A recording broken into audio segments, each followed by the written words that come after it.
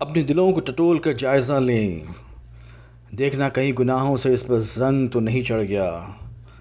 امت مسلمہ پہلے ہی فرقوں میں منتشر ہے، اور پھر ہر گروہ میں کہاں بھائی چارگی اور اتحاد ہے۔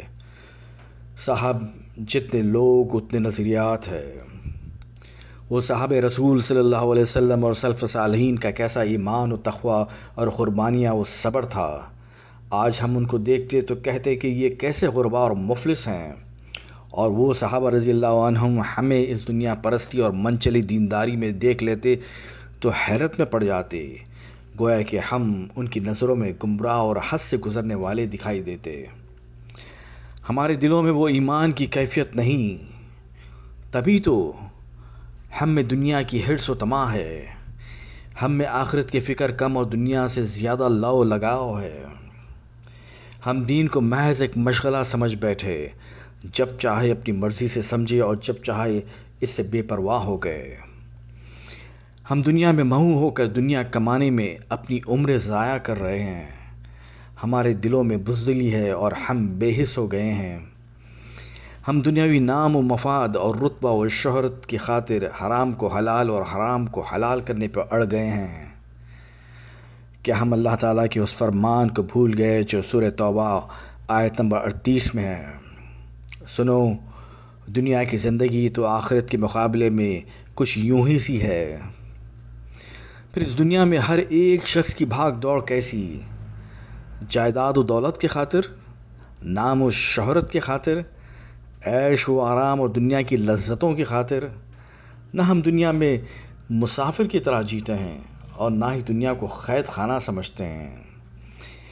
تبھی تو ہمارے رہائش گاہیں عالی شان ہیں، گویا کہ محلوں کی طرح۔ دنیا کو ٹھوکر مار کر جب دین کو دل و جان سے ترجیح دیں گے تو دنیا خود چلی آئے گی۔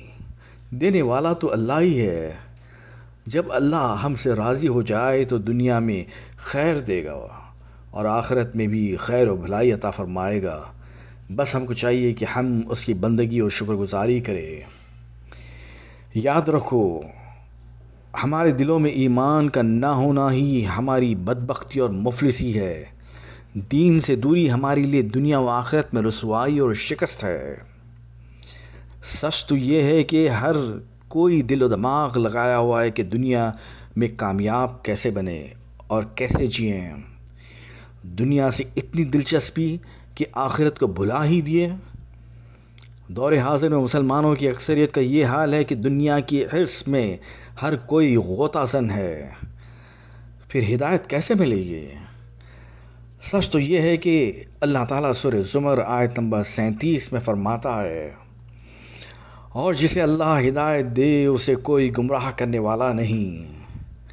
یعنی ہدایت اور گمراہی اللہ کے ہاتھ میں ہے، جس کو چاہے گمراہ کر دے اور جس کو چاہے ہدایت سے نوازے۔ اللہ تعالیٰ سے عاجزانہ دعا ہے کہ وہ ہمیں تاریکیوں سے نکال کر ہمیں ہدایت سے نوازے اور ہماری زندگیوں کو ایمان اور نیک اعمال سے روشناس کر دے۔ دنیا و آخرت میں ہمیں خیر و بھلائی عطا فرمائے۔ اللہم آمین۔